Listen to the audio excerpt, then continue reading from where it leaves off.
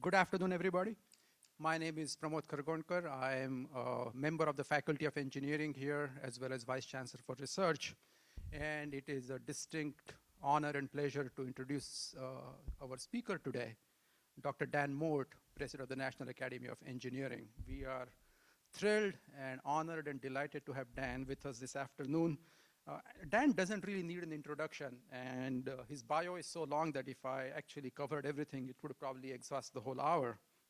So I'm just going to hit some highlights of Dan's illustrious career. He is actually a California product. He got all his degrees from Berkeley, and he was a professor at UC Berkeley for 31 years, and did I great. didn't get tenure finally, so I had to leave. Did a great deal of research, very distinguished work in the areas of dynamics, stability, control of high-speed rotating and translating continua. He coined the area called dynamics of axially moving materials and advised 58 PhD students during his time at UC Berkeley. He was chair of mechanical engineering at UC Berkeley, and in 1991, he was appointed vice chancellor to create and lead a $1 billion campaign, which raised $1.4 billion at Berkeley. Dan got then recruited to become president of the University of Maryland at College Park in 1998, and he held that position till 2010 with transformative impact on University of Maryland. And I just want to read one sentence from how he approached that leadership position. His goal for the university was to elevate its self-expectation of achievement and its national and global positions through proactive initiatives. And I think that's hallmark of Dan's style. He elevates people's vision of what they can do and enables those visions to come true. So he inspires people to achieve more than they thought was possible. All of that work at Maryland paid off handsomely. Just as one measure of his impact on Maryland, the ranking of the university, the global ranking, academic ranking of world universities ranked Maryland at number 36 in 2010, and its engineering school at number 13. Lots of other achievements at Maryland, including a $1 billion campaign for University of Maryland, research park, 130-acre research park next to campus, tripling the members of academy members on the faculty at Maryland. He was elected to the National Academy of Engineering in 1988 and became president of NAE in July 2013. Dr. Mote has received many recognitions, including NAE Founders Medal, ASME Medal, Humboldt Prize for Federal Republic of Germany. He's an honorary fellow of the American Society of Mechanical Engineer, honorary member of the American Society of Engineering Education, and fellow of AAAS. He holds 4 honorary doctorates and 2 honorary professorships, and he was elected to the Chinese Academy of Engineering and is an academician of the Academia Sinica Taiwan in the last couple of years. Dan's current passion is grand challenges. I've heard him talk about this in other venues, and today we are in for a treat. The title is very intriguing. It says, From Continuation of Life on the Planet to the Grand Challenges for Engineering. Please welcome Dr. Dan Mote. Oh, thank you. Thank you very much. I don't know, I guess my microphone is on, is that right? Oh, excellent, excellent, great. Well, thank you, Pramod, for a very generous introduction. My mother couldn't have done it better, really. It was terrific. I'm always a little embarrassed about that. You know, if you're old enough, you always have a long resume, by the way, so young people shouldn't worry about this. You too will have a long resume. It's a matter of age as much as anything. I'm very appreciative of this opportunity to come here to talk to you. And it's true that I'm going to try to sell you an idea or two, okay? So I have ulterior motives as well, I admit, in the front end, because I'm really passionate about this. I got a lot of juice for this topic, and I look for the opportunities to talk to students and to talk to the leadership of the university on this as well, because I think this is such an important topic and one we can actually do something about. It's also a very unusual topic for the academy, because the academy normally, the National Academy of Engineering doesn't really do anything, right? What it does, it advises other people to do things. That's actually its job. And I thought maybe what I would do before I start to talk too much about that topic, I would try to hit these bullets for you during this talk today. The first one is talking a little bit about the academy. What is it and what does it do? And a lot of people have heard about the National Academy, but they don't know what it is. And in fact, frequently they have the wrong idea, even if they think they know what it is.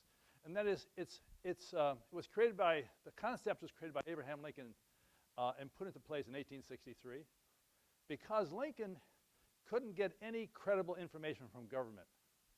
And he was frustrated by this because all advice he got from government was colored by personal interest or his organizational interest or so on. And similarly, the information he got from private sector was the same problem. Private industry had their own angles. So he wanted to get a body of experts who could advise any department of government when asked by government, I should say, on any area of science or arts. That's the terminology.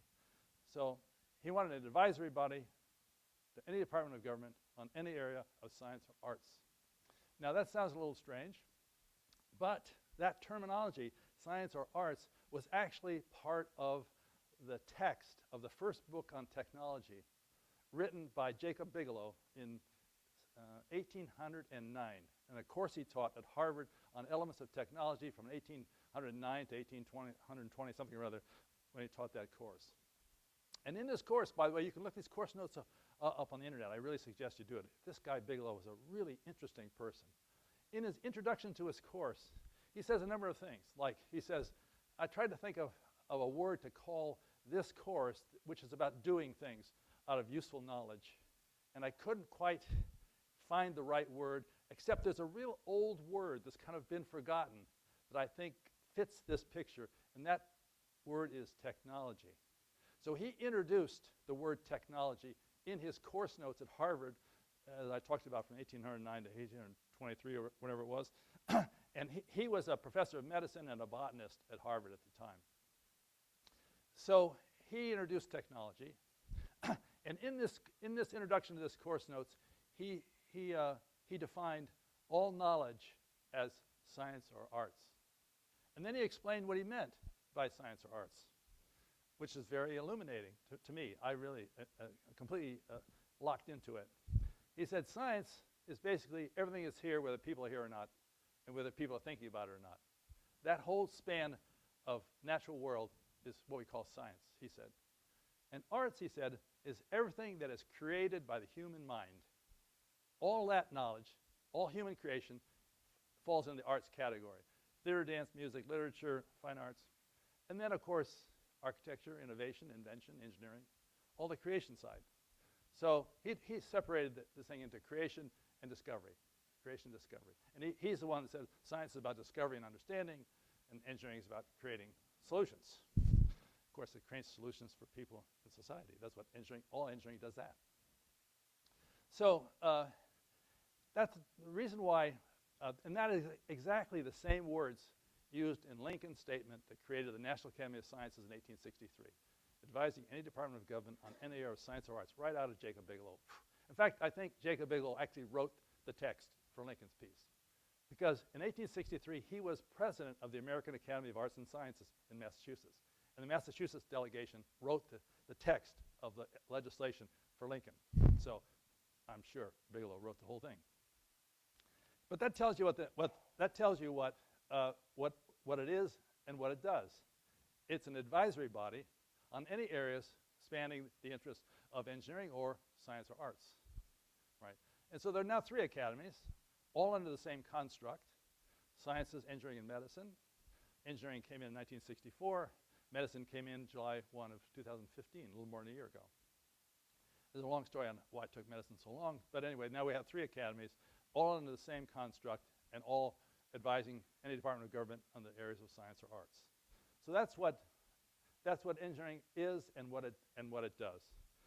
So the Academy is not, I'll tell you what it's not, okay? So what it is an advisory body. It advises policy makers. That's its job.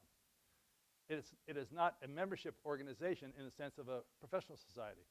You know, there's American Society of Mechanical Engineers, American Society of Civil Engineers, IEEE, and so on. Those are all about the members. They're about serving members' needs for fellowship, for research outputs, for delegated technical programs, all that. So they're all membership-oriented. The Academy is not membership-oriented. The Academy is an advisory body. It's not about its members. It's about its advice. So when people are elected to join the Academy, they're elected because they're good candidates to give trusted advice to government and, of course, some other activities, about 85% to government. So it's also not about honoring its members, because it's not about its members. It's an advisory body. Professional societies are about their members. They have all kinds of honors going on about their members and others. So it's a very strange place. Now, one of the things that makes it most strange is it was created by government to advise government, but it's not funded by government. In fact, it was required that it not be funded by government because it would be corrupted like the rest of government, according to Lincoln. So it can't be funded by government. So we always wondered, everybody wonders around the world, including myself, how do you make this thing go? It has no budget. You have no money. You have no government money. We don't have tuition. Sorry, you guys. We have there's really the budget is basically by philanthropy, and it's by revenues, overhead revenues from research projects. So the National Academy's research projects, they are allowed to be the costs are allowed to be funded. So travel, hotel, so forth. The costs are funded, and they're expensive, as a matter of fact. But the content specialists, those who actually have the reports, write the reports, and give the input, they cannot be supported. No stipends. No one ever gets a stipend for their participation in about 200 studies a year. They're all voluntary. Other Academy members around the world are just stunned by this, by the way. You know, if you're a member of the Chinese Academy, you get a monthly stipend and a driver. So I mean, you get a few for it. Anyway, that's enough about the Academy. What I want to talk about today first is, the grand challenges for engineering. Where did they come from and why? And that will lead directly to the Grand Challenge Scholars Program and this educational platform to prepare students for problems like these grand challenges. Those are the two things I really want to have you take away today. Now, so let me start on the grand challenges part, and I'll go directly into the Grand Challenge Scholars Program from that. Now, this all starts with this book. At the end of the century, last century, a group of engineers got together. They were appointed by the Academy, and their job was to identify the 20 greatest achievements of the 20th century. Because the 20th century was really a great century for engineering. And wanted to document this for history. What are the 20 greatest achievements? And they were asked to identify the 20 greatest achievements, rank them in order, from number 1 being the most important, and 2 and so forth, and we'll write them up in a book, and we'll get a bunch of money to publish the book, which is this book. And so this is the book that was out, The Century of Innovation, 20 engineering achievements that transformed our lives. That was it. Had a foreword by Neil Armstrong and so on. So it was a wonderful piece, and we'll just look at what the 20 greatest achievements were. So these are the 20 greatest achievements. Starts off with of course, electrification of the country. That is essentially electrifying the country, all the residences and businesses and so forth. That was a spectacular achievement in how it changed, transformed lives, both in terms of productivity, health, and so forth. Automobile, airplane, water supply, electronics. You know, these are very impressive lists of things that happened just in 100 years. Interstate highway system, number 11. Nuclear technology is number 19. I sort of think I got down there pretty far. But nonetheless, you can see a lot of very important and moving achievements in the 20th century. And everybody really likes this a lot. I mean, I think people really felt enthused, excited, satisfied by what had really happened in this 100-year period. But there is one thing about these 20 great achievements, which I'm entirely agreed with. There's one thing about them that kind of sticks out a little bit to me. And it's, in a way, it demonstrates a little bit of the problem engineering was having up until about 2000. You'll notice that where engineering's, the essence of engineering is creating solutions to problems of people in society. That's the essence of engineering. The challenge to engineering is getting the solutions generated to justify the cost of getting them. That is a really hard problem because the cost and value of solutions varies with time, depending on lots of things that are out of your control. But nonetheless, it's about engineering, solutions, people, society. When you look at these things, the connection of these things to people, you can see that they're in there somewhere, but they don't really jump out at you. Every one of these, you can certainly see there's some people associated with this in some way. But when you read them, they come across as technical things, not people-oriented serving things. And I think this lack of connection of what engineering does to people in society is a major part of the reason that engineering is so invisible to the public. You have something that's so ubiquitous that is so unrecognized at the same time. How can you be so ubiquitous and unrecognized by the public? You ask the public what engineering is, you'll get quite a spray of information, which will not be entirely correct. And no one will say, except me, that engineering is about creating solutions to problems of people in society. They don't see that connection. Every survey shows science has very strong connection to people, but engineering does not. Engineering has connection to things. And of course there are things, but the things are in service to people, we would say, but that does not come across. So that's actually an important thing to think about. Okay, so then, but ultimately, they like this list, and the obvious question came next.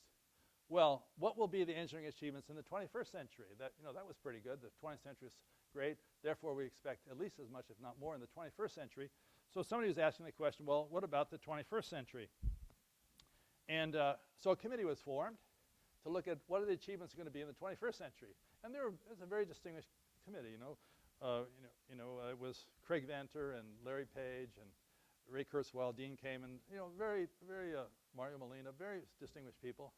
And they immediately said, it's not possible, of course, to predict what's going to happen in the 21st century because, you can't predict 5 years from now, let alone 100 years from now. And even the language that will be used in this 100 years will be different. So they said, this is not a reasonable question. This is kind of an embarrassing question to start with.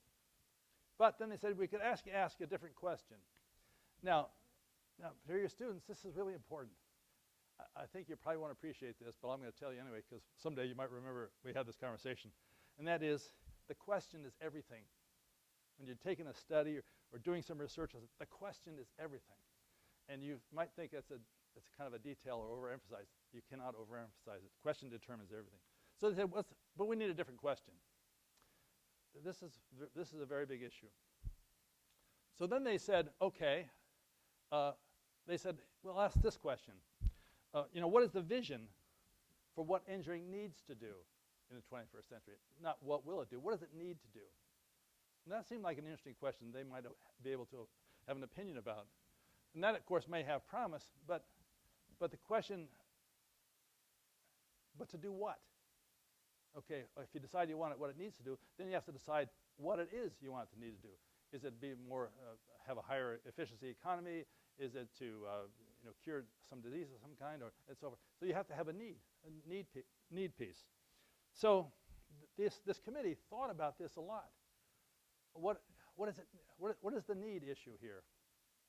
And it finally concluded that it really has to get back to the fundamental purpose of engineering, and that is creating solutions to problems of people in society.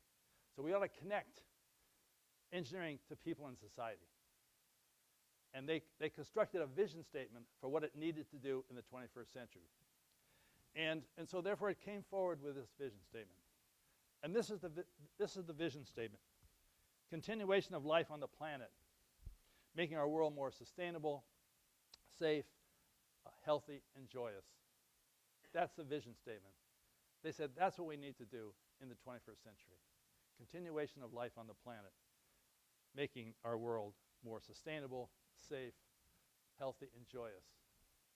And that connects engineering to people in a very powerful way. So, like any engineering problem, you have a vision of where you're going. Then you have to have goals. Now, what goals need to be satisfied in order to achieve that vision? So they spent about a year to identify goals that would actually deliver this vision. That was the idea. And they got inputs from all over the world on this. They had hundreds and hundreds of inputs they had to respond to. And they finally came out with the goals, 14 goals. If they were satisfied, they would deliver this vision. And we termed those 14 goals as the grand challenges for engineering. So they are the goals to be satisfied to achieve the vision of continuation of life on the planet. So we're going to go from the vision statement, continuation of life on the planet, to the grand challenges for engineering, as in the title of this talk. So basically satisfying these goals, I guess this is a little better if I lean at it, but satisfying these goals essentially will deliver the vision. That is the idea. Now, so what are these goals? Let's try this one. Here are the 14 goals, or the 14 grand challenges for engineering. Make solar energy economical over this 21st century. Provide energy from fusion. It's always been 50 years away. Develop carbon sequestration methods. Get carbon out of the atmosphere. Manage the nitrogen cycle. Provide access to clean water. Not only for the billion people who don't have it today, but the 2 or 3 billion to be born by 2050 as well. Restore and improve urban infrastructure. Once again, this is a global vision, right? This is continuation of life on the planet. This is a global vision, and therefore these grand challenges, 14 grand challenges, are also global questions. So restore and improve urban infrastructure on a global scale. Think about the scale of that problem. Advance health informatics. Engineer better medicines. Reverse engineer the brain. And Obama's brain initiative that was announced in 2013 was actually called the Obama administration's grand challenge. So basically they're taking on the they just took on the reverse engineer the brain initiative piece of this. And thank goodness they did, because it requires an enormous asset base and an enormous commitment to solve a problem like that.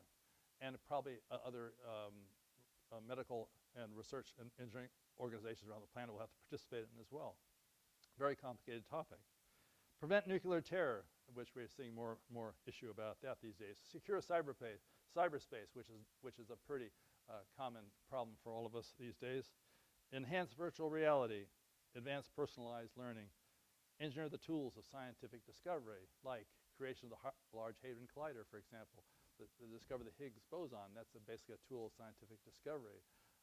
The Curiosity Mars rover is a tool of scientific discovery, but it's actually Curiosity entirely an engineering mission. In fact, almost all of NASA's missions are engineering, as a matter of fact, even though they don't ever mention the E word. These were the 14 grand challenges.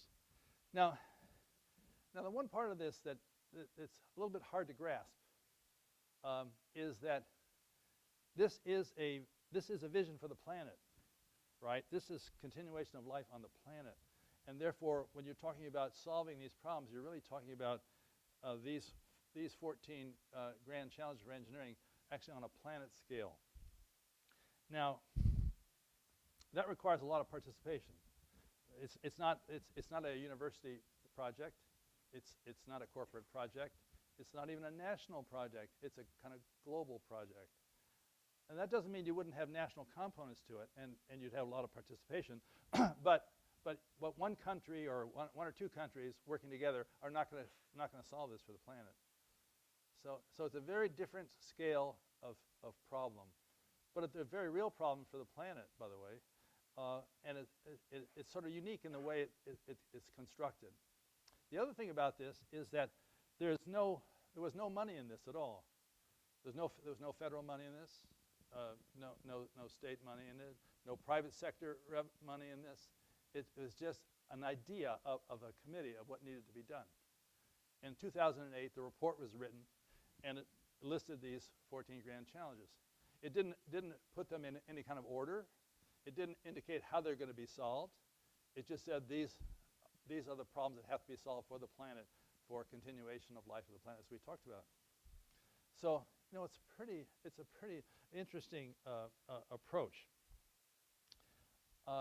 And so it was, in fact, it wasn't even a National Research Council report.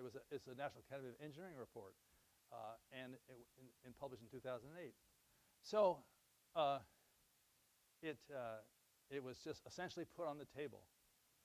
Now, most of the time when this happens, no one pays any attention. I mean, it's just too big, too overpowering, and people don't have time for it. They're busy paying the rent and doing all kinds of other things that are important. But this problem captured people's attention, and the Academy actually was still stayed engaged in this, and there's a grassroots movement developed where people were interested in what we could do on this topic, where it could go, and how much we should put into it. Still with no funding for it, by the way. So everybody found out their own efforts. Now there's a couple of ways to go about this at this point, and the ways to go about this would be that you could take on the grand challenge topics one by one, like President Obama's Brain Initiative is taking on the reverse engineer the brain initiative, as a matter of fact. And so it's looking for the solutions that will deliver each goal on a planet scale. And so you can think of it that way. So you would identify, let's say, providing access to clean water for everybody on the planet, and you would identify that responsibility for each country. China would take on its role, India would take on its role, U.S. and so forth, and these countries maybe together they'd help those who don't have the access to do that. So you could do it that way, and there'll be certainly some of that approach. That approach is going to be helpful. But there's another approach to this as well, and that is instead of looking at it on a challenge by challenge basis, you might look at it on a talent basis. That is, a couple of deans of engineering, Yanis Yotsos at SC and USC, and Tom Katsouleas, who was then dean at Duke, and Rick Miller, who was the president of Olin College. They raised the following question. They said, if these are really where engineering needs to go, shouldn't we start to prepare students to think about these problems? Because our students have never been in a position they had to think about problems on this global scale, and how they might be preparing themselves to think about these on a long-term scale. I can't remember a time when that was ever the case. So they just raised this question: don't you think that we should think about how we would prepare students to think about these problems? And there's one reason for doing this. Students tend to be more idealistic and willing to take big flyers. It's like Winston Churchill said. He said, if you're under 30 and not a liberal, you have no heart. Of course, the rest of it, he said, if you're over 30 and not a conservative, you have no head. But anyway, we'll take the first half. So they set out, these three guys, they set out to, it's seemingly impossible task, okay? They set out to create a Grand Challenge Scholars Program that would be good not just all over the United States, which is a miracle in itself, but all around the world. It would be good for Bangladesh, it would be good for the United States, it would be good for the UK, so on. So it would be a program that would be of value for the globe. Now you say, well, that's impossible. How are you going to have an engineering program that's good for the globe? Well, it's actually a brilliant idea, frankly. They went about it by not prescribing a program. It's not really a program in the sense we think about it. It's not a curriculum and a syllabus associated and so forth. Not at all. Instead, they approached it on a kind of on an outcomes level. They approached it as if, well, what outcome do we want for students' education that would qualify them to be a Grand Challenge Scholar? Okay, that was the idea. So they looked at it from that point of view. So they thought up this Grand Challenge Scholars program. It's basically a set of program and experiences that prepares students and others, for that matter, to take on problems like these Grand Challenge Scholars. And they said, we really need to have 5 competencies. And any university that wants to have this program, all they have to do is say how they're going to deliver these 5 competencies to their students. And they even decide whether they've done it or not. And if they have, they get a certificate that says you're a Grand Challenge Program Scholar, and they get a letter from me saying congratulations for doing that. And so it's a program that actually can work everywhere on the planet. That is what is so remarkable about it. It's the only example I can think of anybody proposed anything that would work all over the planet. And one reason, of course, is that the Grand Challenge topics are of interest all over the planet. That is, those 14 Grand Challenges are of interest to every country. They all have the same problems. And all the engineers in those countries recognize that they're in these problems as well. And they're not being foisted on somebody for the benefit of the United States or the benefit of somebody else. It's for their own benefit. So it's a naturally attracting idea for them. So what are these competencies? Well, these 5 competencies are listed right here. One is you need a research or creative project experience, kind of technical experience on a Grand Challenge-like topic, mentored experience, right? So you have to have the content experience piece. That's one of them. The second topic is multidisciplinarity.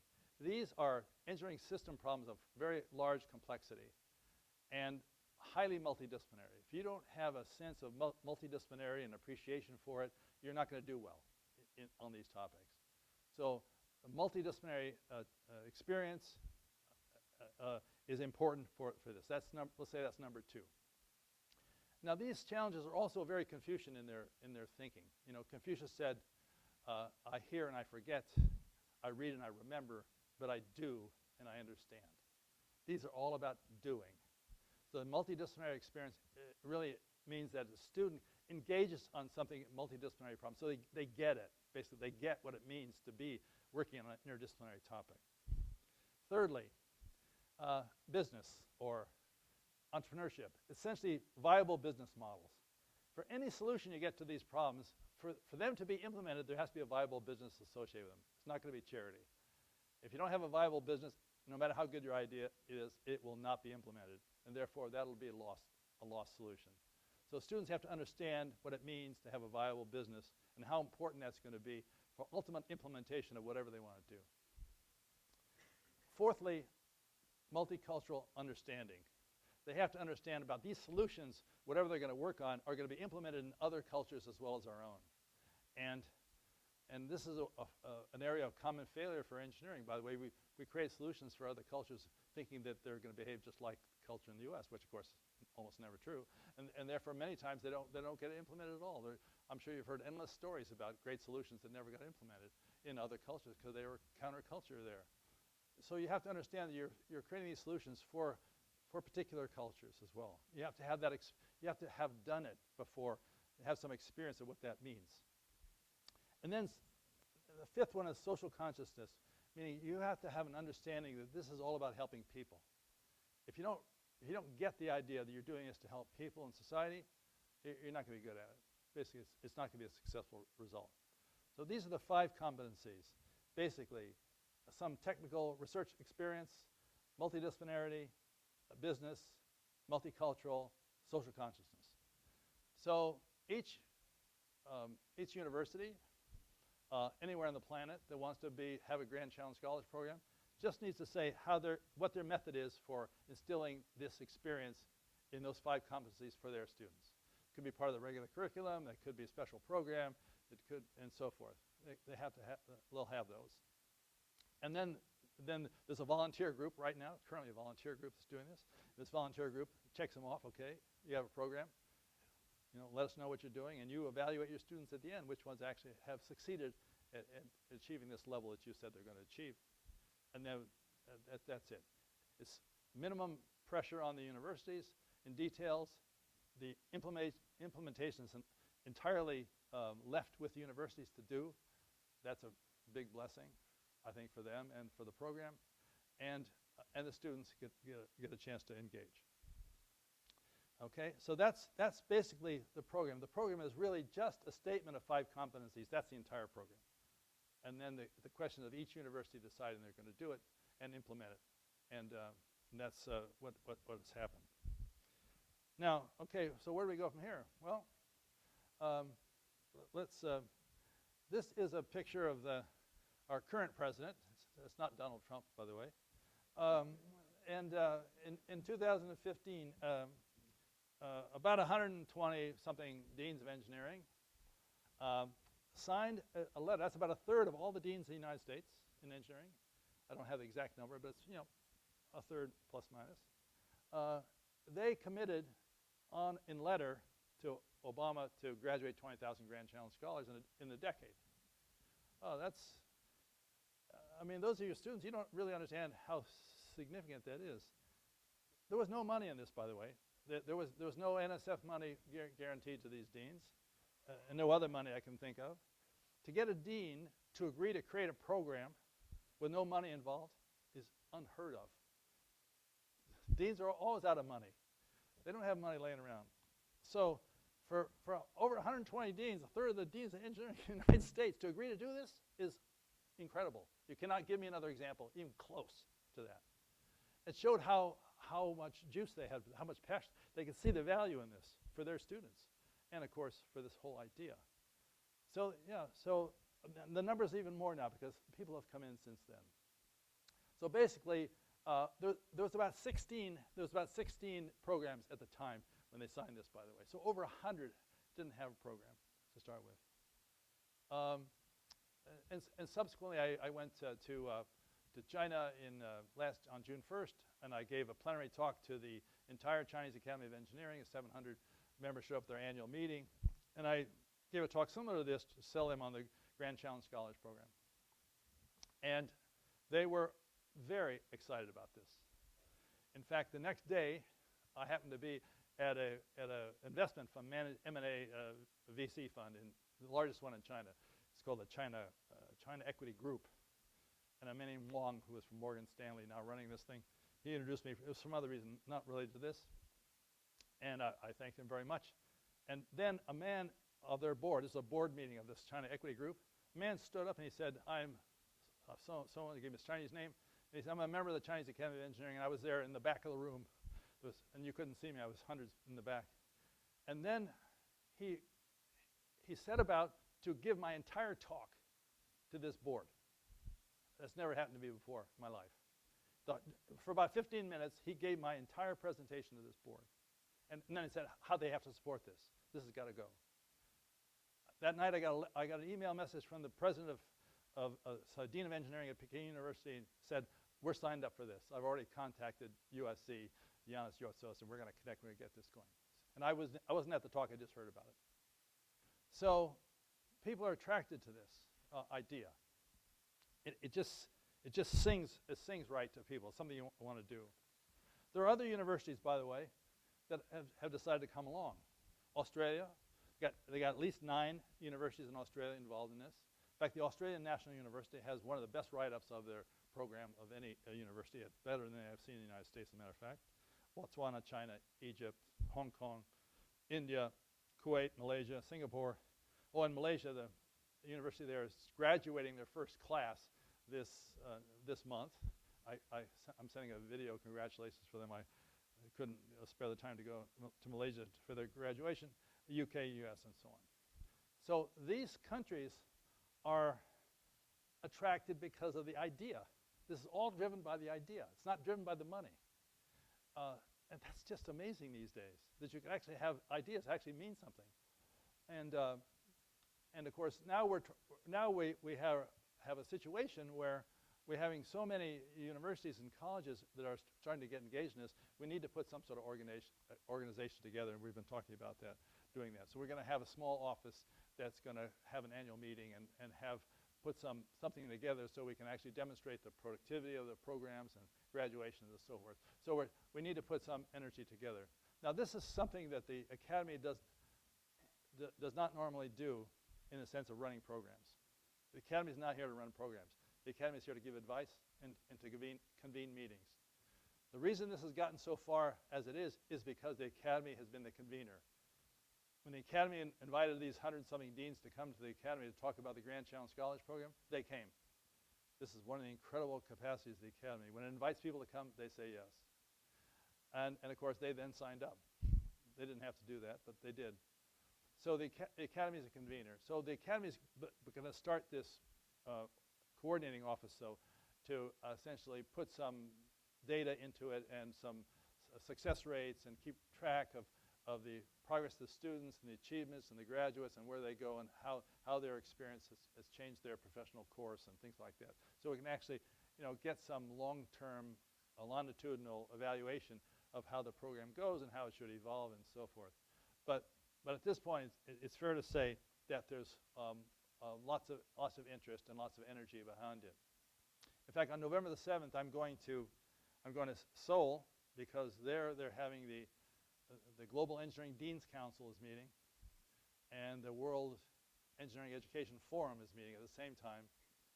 1,500 people are expected from 70 countries, and I'm going to do my best to sell them on the Grand Challenge Scholars Program, because it's my chance to do that, to see how much we can get this program embedded around the world. Because to get these global problems solved, we need to get capacity developed in these countries around the world. So we have to build this capacity, see how far this will go. It's hard to tell how far this is going to go, by the way. It's all been grassroots driven. It's driven by the idea and the spirit behind it, and young people. And in very many places, it's young people actually go to their universities and press them to move on it. Another avenue for this is we have something called the Global Grand Challenge Summits. Now, the Royal Academy of Engineering and the Chinese Academy of Engineering and the US have put on these Global Grand Challenge Summits. The first one was in London in 2013. The second one was in Beijing in 2015. The third one will be in DC in 2017, in fact, July 18 to 20. And these are basically an opportunity to talk about how we're doing on these Grand Challenge topics, what kind of progress are we making on virtual reality or reverse engineering the brain and so on. A couple of topics, then engage some students. There's a student competition on it. There'll be a student competition in China, a student competition in Britain, a student competition in the US. They'll come together for a kind of a playoff of some kind on the Grand Challenge topics as well. There's also another feature that's going to happen at this summit in DC. There's the FIRST Robotics program. Many of you may have heard about FIRST Robotics. It's a robotics competition that is started about 25 years ago by Dean Kamen. It's for young people.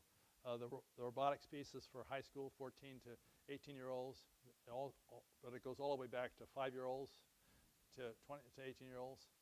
And they're going to have an international robotics competition on the day before this Grand Challenge on July 17th in DC at the same place. And that robotics competition is going to have a Grand Challenge topic for its robotics goal as well. There's an opportunity to introduce the Grand Challenge idea to the high school and younger population and their parents and their mentors and their communities as well. Once again, to enhance this idea through this population. And so that's where that stands at the moment. And this summit is currently being put into place as we speak. So let me give you a couple of points that I think are interesting. this is the first engineering vision for the planet in history that I know of. I can't find another one where someone's really put out a vision statement of what engineering needs to do. The other thing about this is the grand challenges, the 14 grand challenges, I think are the best description of engineering for the public that's ever been proposed, because it illustrates both what is engineering and also how does engineering serve people in society. That's what it does. And most of the times our descriptions of engineering for the public are much too narrow.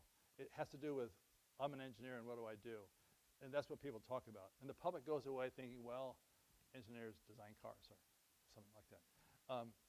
So when you can describe engineering in terms of these 14 grand challenges, which cover this spectrum of activities, people see the spectrum, and they also see what engineering does, and also how is it serving people, all these people contexts as well. At the London Global Grand Challenge Summit, there was a civil engineering professor who said that he had a method whereby he could tell an 8-year-old how this 8-year-old could explain the difference between science and engineering to her parents so correctly, so their parents would understand it. It would be clear enough so their parents could understand it. That's what he said. So everybody said, whoa, that sounds pretty assertive. And then the question is, well, what did you tell the 8-year-old to do? And I'll give you the example. And you can tell me if you agree or not. He said, well, this is it. He said,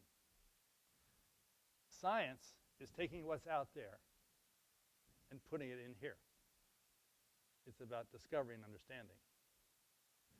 And engineering is taking what's in here and putting it out there. It's about creating solutions. They are, in fact, orthogonal to each other. And most people find that they can remember that definition.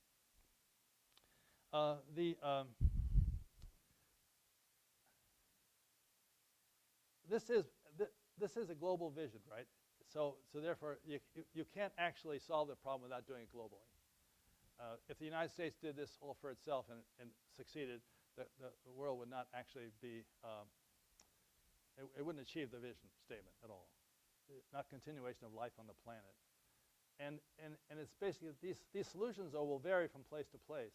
The solutions will depend on the locale. Providing access to clean water will depend on where you are, what that means. So the solutions are not going to be the same all over the planet, but the problems are the same all over the planet. And there's a big we here. We are all in these challenges together. That is, no one is really devoid of a place in these challenges as well. And what I have found is the students are very inspired by these challenges. And basically preparing talent for these global challenges is essential, because ultimately over the long term, or over the century we're talking about, the student population has to think about these and want them and crave them and drive the programs to them, because ultimately students drive a lot of these programs. So we don't get the students engaged, we'll be able to succeed. So the National Academy of Engineering is actually, this is a priority for the Academy. It's how it's using its time to see the extent to which this will go. You know, it's, once again, you don't know. It's like riding a horse in the dark. You don't know if it's going to go off the cliff or if it's going to go in the right direction. But right now, it's a great attractor globally, and it's going in the right direction, and it's going in a very positive direction for engineering and for the society. So it's almost nothing not to like about this. And that's what we're doing. So I'm using my time as president to see the extent to which people will continue to agree that this is something of great value for our society and societies in general. And it's also extremely important that it's attractive to women and underrepresented minorities, as a matter of fact. Over half of the Grand Challenge Scholars Program students are in fact females and minorities as well, because it's about people in society, right? So it fits the picture. And I should say, one last point is that there's actually a high school. It's hard to see this. There's a high school in North Carolina that's essentially designed its entire curriculum at high school around the 14 grand challenges. And this is a little bulletin board they had in that high school about it. So they just had their first graduating class from this high school. And they teach everything, English and history and so forth, around the grand challenges as well. So as a kind of closing point, I'm really trying to recruit, as I said earlier to you actually, recruit people to come to join in on this project to see where we are and how we can actually move this thing. It's really it's much closer to a movement than it is to a project. It's basically where people align with the idea. Movements are driven by ideas, not by money. And it's much more driven by ideas. And actually it has a chance, I would say, to actually better the world, as a matter of fact. And it's, what could be better to do? Let's face it. So that's the idea behind it. And I thank you very much for your tolerance and allowing me to talk to you about this. And I'd be very happy to hear your questions so I could hear what you're thinking and what you think about it one way or another. That'd be very helpful for me because before I go to Korea, I need to get as much from inputs from you as I can. Thanks very much.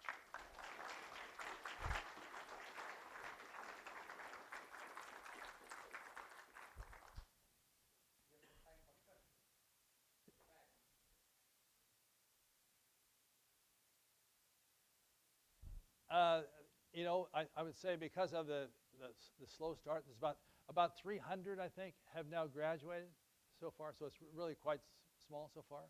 I think we're just getting the programs going. As I said, we've had no central organization at all for this program. It's all been on a grassroots level and people volunteering their time. So we're going to, I think it's a little early to say about it. But I think the excitement level of the students, we have testimonials from the students are very positive, very positive. We try to, in some ways, it has some similarity to Engineers Without Borders. In fact, Engineers Without Borders students could fit this picture very well because they basically have a similar juice for students for this program. And so I think if you know the Engineers Without Borders program, which has been enormously successful globally. In fact, the Australian National University essentially framed their entire program around their Engineers Without Borders activities, as a matter of fact. Yeah. So it has a lot of the same spirit behind it. Yes. Yeah. Everything you say, of course, is right on about what we're going to do educating engineers. What I think we have to pay attention to educating the general public about technology. I think that's Oh yeah. Oh yeah. Oh, no doubt about that. They have to Yeah. not necessarily learn that much about the technical details, Mm-hmm. but learn more in a case history sense how technology has developed and what it takes and what it's not. Right. Right. And I think this belongs in both high school and college, Mm-hmm. where they're not engineers or scientists. Yeah. Right. They should formally be exposed to that kind of education in order to understand the world around them. Oh, there's no doubt about that. Public understanding of engineering is a goal of the Academy and has been as long as I can remember, as a matter of fact. And I think, in fact, I think talking about engineering providing solutions to people in society is the first time that actually we've tried to connect people to engineering. The key 4 words, engineering solutions, people, society. And I think we have to hammer away on this point because the public doesn't get that. And we don't help the public get that. We don't talk about that very much either. And NASA doesn't talk about it at all. NASA doesn't say any of its projects are engineering projects. And NASA has, scientific achievements and engineering failures. It's had that for 70 years or something like that, even though almost everything NASA does is engineering, in my view, by the way. Yes?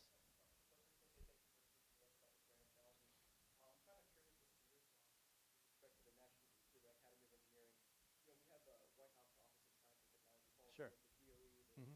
Department of Transportation, we have, the Brookings Institute, and we have a bunch of other entities that are advising, federal government on science policy.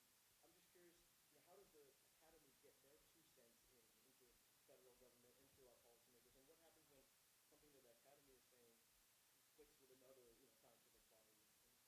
And just your thoughts on that kind of interaction.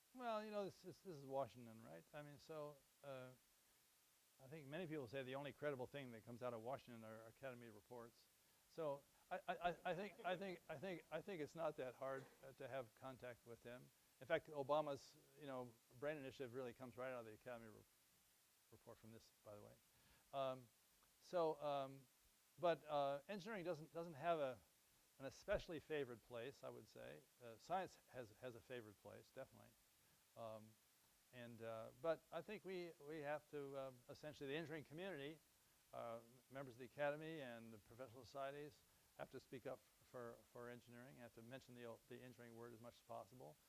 If you go on television, you don't see, right now ExxonMobil has a really nice ad for engineering students, by the way. But you don't see that many companies actually talking about engineering either, except Silicon Valley, I have to say, very much engineering oriented. And a little bit on Massachusetts, but most of the country doesn't speak that much about engineering.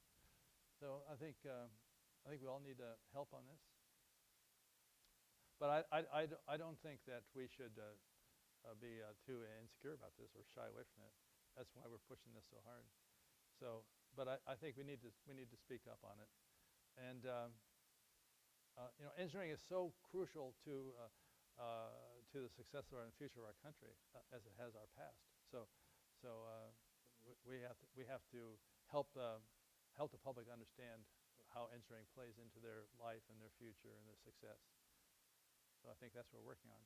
I think, by the way, these 5 competencies should be for all of engineering education. As a matter of fact, we have them for the Grand Challenge Scholars Program now. I think those are 5 excellent outcomes or goals, competencies for all of engineering graduates. So that's why even students who may not want to devote their life to the grand challenges, as it were, still having the Grand Challenge Scholars Program experience would be strengthening for their educational experience.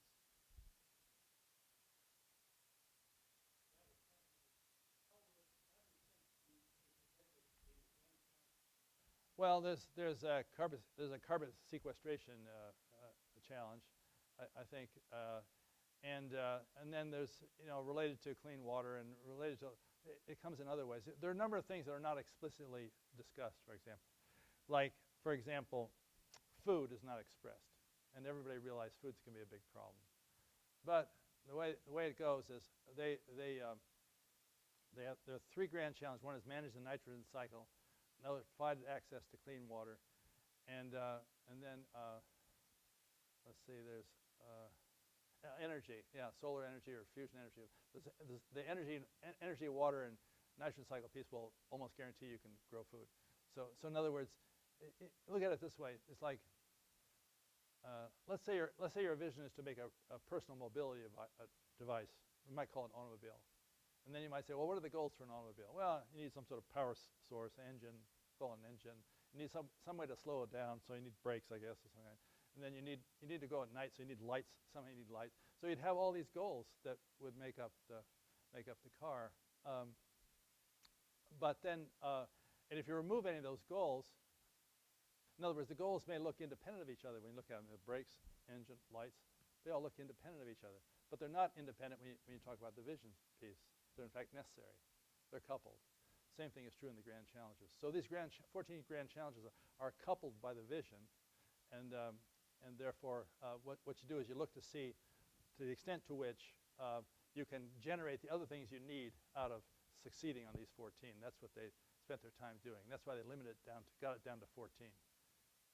So if you take anyone out, by the way, then you have to replace that responsibility in the vision statement by something that would do the equivalent need, fill the equivalent need. It's too confusing. Sorry. Yes.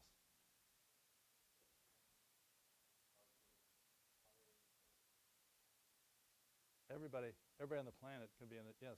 In fact,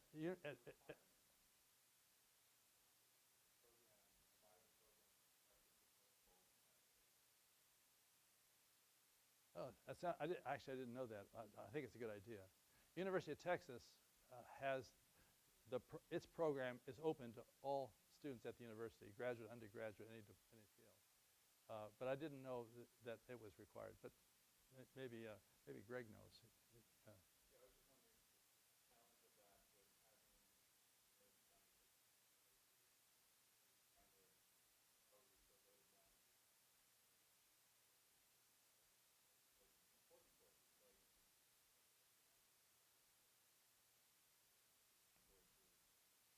They may not. They may or may not be courses. I mean, that's each university can decide how they're going to put them in. Each university figures it out. I mean, maybe they will take like for example, most universities have.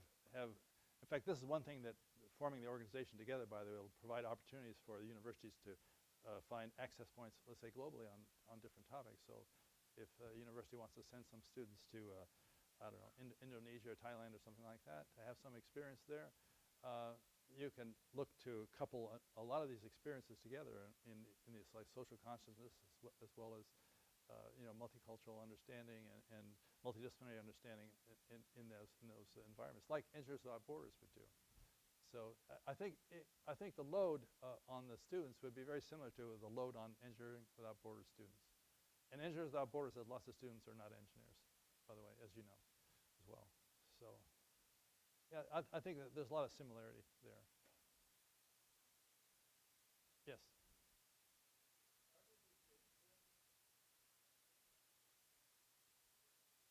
Yeah.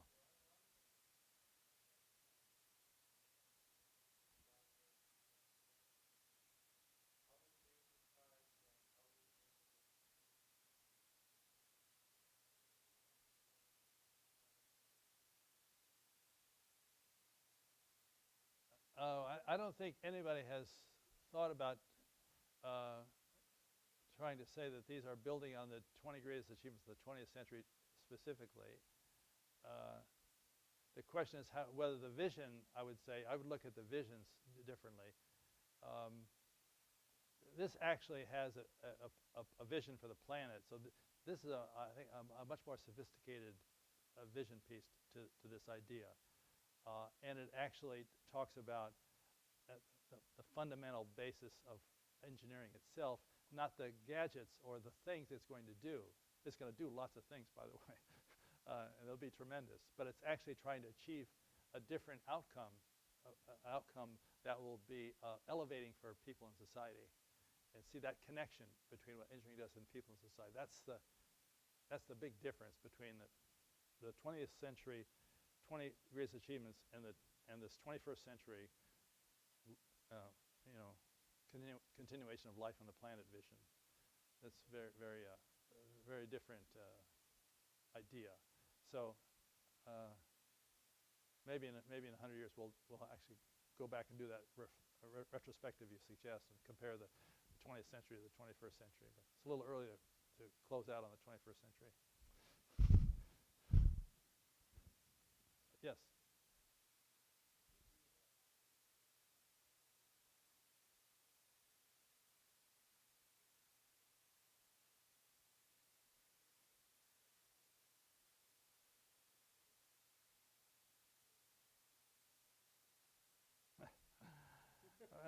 That's pretty good. I think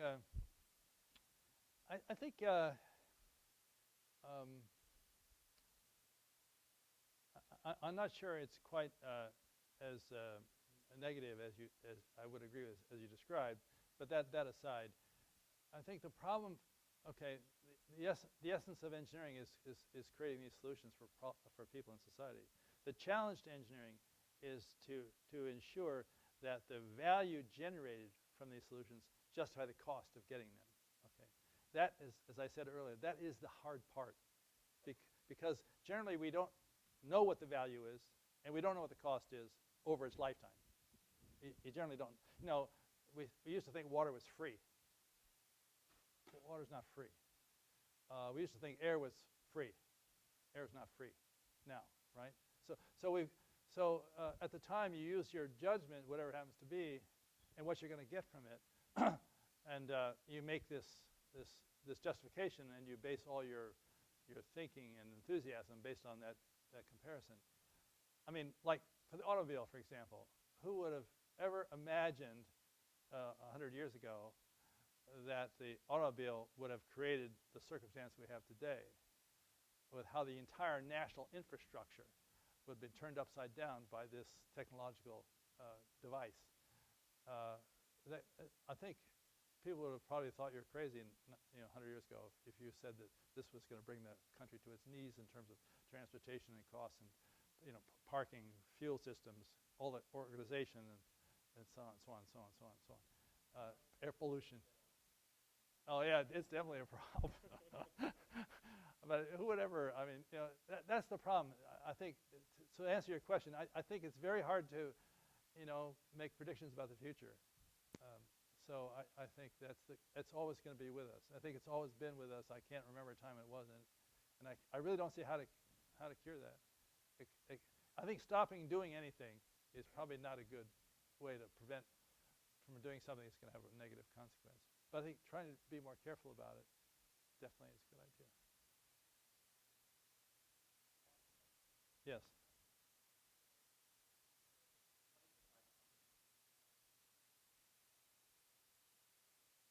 Yes.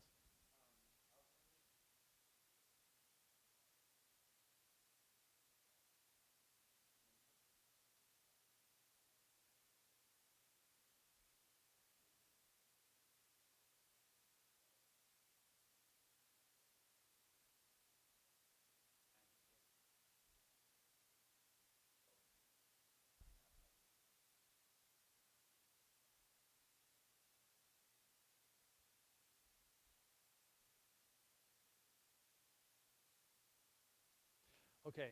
Well, first, uh, I don't think this is trying to tell the students anything about what they're going to do. Okay. I think what it says is the following.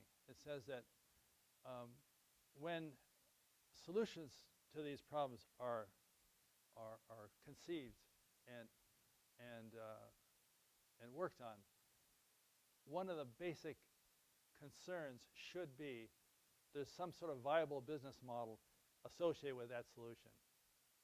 Because creating a solution that cannot be implemented is really an expensive waste of time. That's the idea.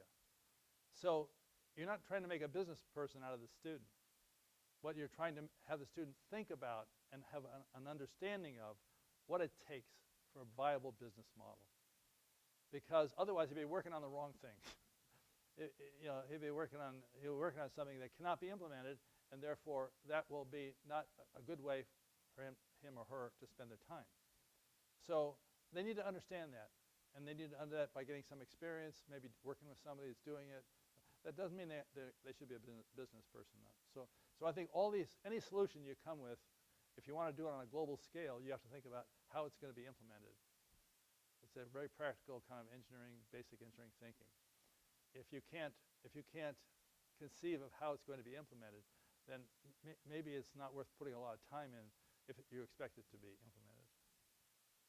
That's basically it.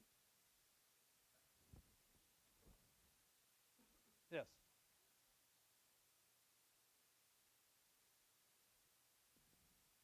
That's a really good question. I think I'm not fit to answer that question. I wouldn't be surprised. In fact, I would be surprised if there were none, because students are attracted to this so much. But I haven't actually checked that out, and I don't think there's anything that would prohibit. I see nothing that would prohibit a community college from deciding to sign up for one. So I don't think it's against the rules at all. We want to get people engaged in these. The more people are thinking globally about solutions like these, the better off we're going to be, because that's the way they'll generate ideas, they'll generate direction, activity, and then of course when it comes up, they'll also have had some experience with it. So when someone says they've got this idea, they will have worked on it. They will understand what that means. So it's an educational experience as well. I don't think there's anything about these 5 competencies that would harm any student or anybody else for that matter. So I just think it's good. Yes.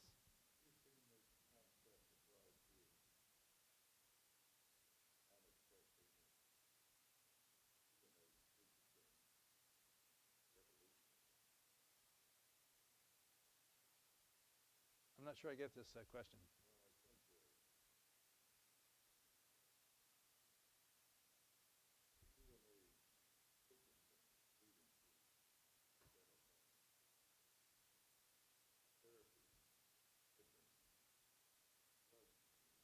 Yeah.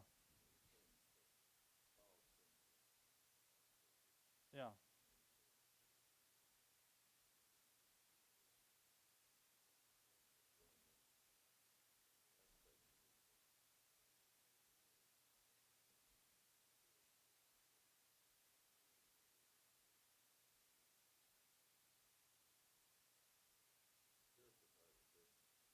I see. Hmm.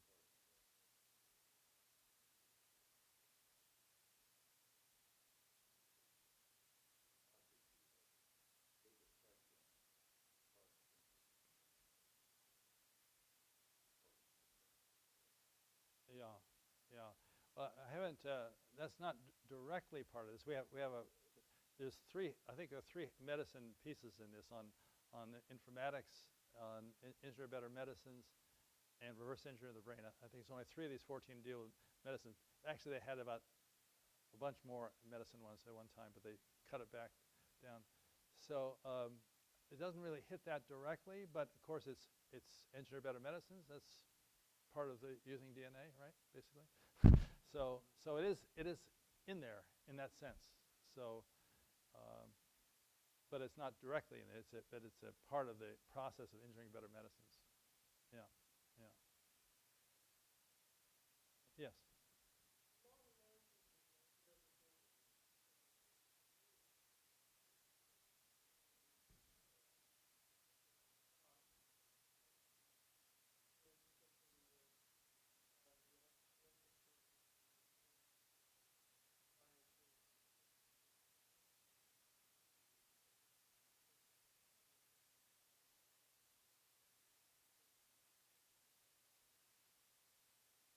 Yeah, yeah, yeah.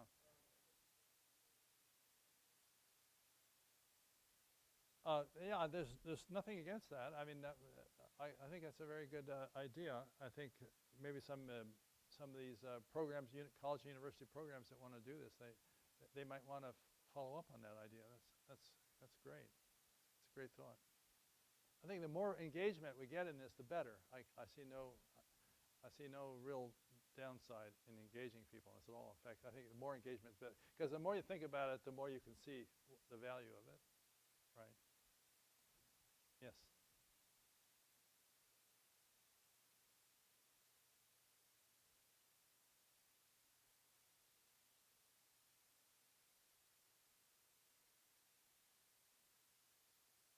You think the corporate structure would be against this?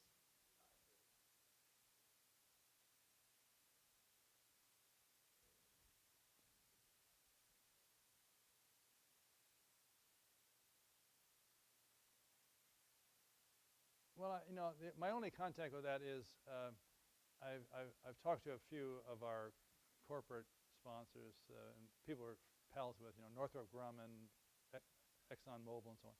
They're all over this. They can't wait to hire these people. This is exactly the problem they've got. They get graduates. These are global companies that have activities all over the planet. Okay, they need people who understand all these things. And most of our students do not understand all these things because they don't have exposure. For example, most people expect in America, they expect to provide solutions to people that work in American culture, and they'll just have to suck it up. Doesn't work.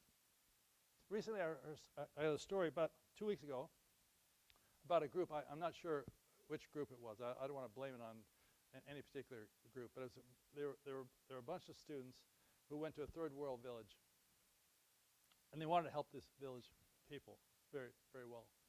And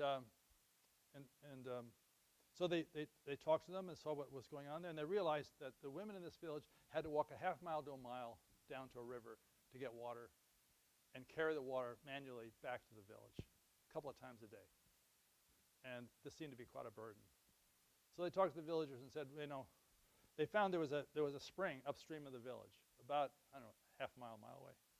They realized they could figure out how to bring water from this spring back to the village, and then make life a lot better for the women in this village. They discussed it. And it seemed to be everybody was happy about this idea. They took some measurements, took some photographs, they got some dimensions, went back, designed a water transportation system. They raised the money from corporations and friends and so on. They bought all the components, went back to this village, took all these components through customs, all the payola to get through the customs because they had all these components and products and so on. They learned about what it means to go through into a different country and try to build a system, importing components. It was quite an experience for them. They got these components there. They built the water system. Water system worked. They killed the pig and had the celebration. They all went home and everybody was really happy. They really felt great about what they had done, which was quite significant. 1 year later, they went back to the village to see how it's going and if they could fix something, it was all working right. They found out that it wasn't being used at all. And they were, of course, surprised and not very happy about that. They wanted to know why. Well, it turned out, it had to do with asking the right question. It turned out that the women actually liked going to the river because it was their only chance to get away from the men. And their only chance to talk about what's really wrong in this village. We got to straighten stuff out here. So they missed this point. That's why ExxonMobil wants to hire people from who had these kinds of experiences. Thank you. Thank you. Thank you very much.